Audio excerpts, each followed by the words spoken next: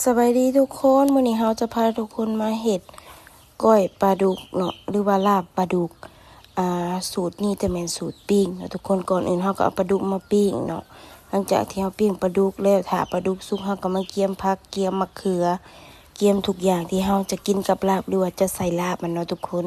นี่เราก็จะมีหอมป้อมหอมลาบแล้วก็จะมีมะเขือเนาะที่เรานำมาล้างนะทุกคนล้างเกียมไว้สีกินกับลาบนะทุกคนก็จะมีหมากกระทินอ่อนเนาะที่จะเกียมไปกินกับลาบนะทุกคนนี่เราก็จะล้างแล้วหลังจากที่ปลาดุกเฮามันสุกเนาะทุกคนหลังจากที่ปลาดุกเฮามันสุกเฮาก็จะมาใจเอาแต่ซีนมาแล้วก็เฮาจะเอาฝักเนาะ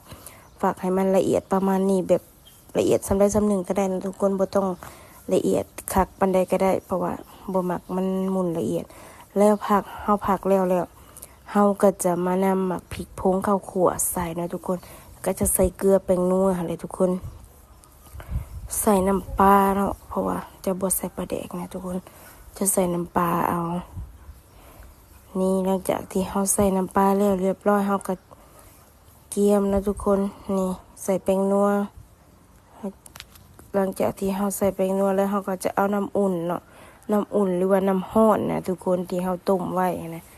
ที่เราต้มกินให้เลยเอามาถอกใส่นะทุกคนให้มันเป็นน้ำน้อยหนึ่งเนาะไม่ต้องถอกใส่หลายเลยทุกคนนี่หลังจากโคเลแล้วมันจะออกมาหน้าตาประมาณนี้เขาก็จะบีบมะนาวใส่นะทุกคนนี่ก็จะบีบมะนาวใส่ประมาณนี้นะทุกคนไผ่หมักสมก็ใส่หลายเนาะหลังจากนั้นเราก็จะเอาหอม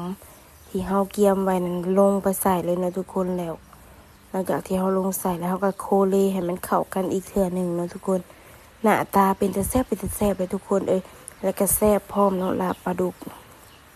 นี่ลาบปลาดุกสูตรปิ้งเนาะจะบ่คือลาบปลาตัวอื่นนะทุกคนนี่เลยลาบปลาดุกแบบลาวๆเนาะสำหรับผู้ใดที่แบบอยากกินลาบปลาดุกก็เฮ็ดแบบนี้เลยทุกคนง่ายๆปิ้งแหมๆแล้วก็นำมาแจ่เอาซีนมันเนาะฝากติดตามกดไลค์กดแชร์ให้หน่อยเด้อทุกคนเพื่อเป็นกำลังใจให้ข้อย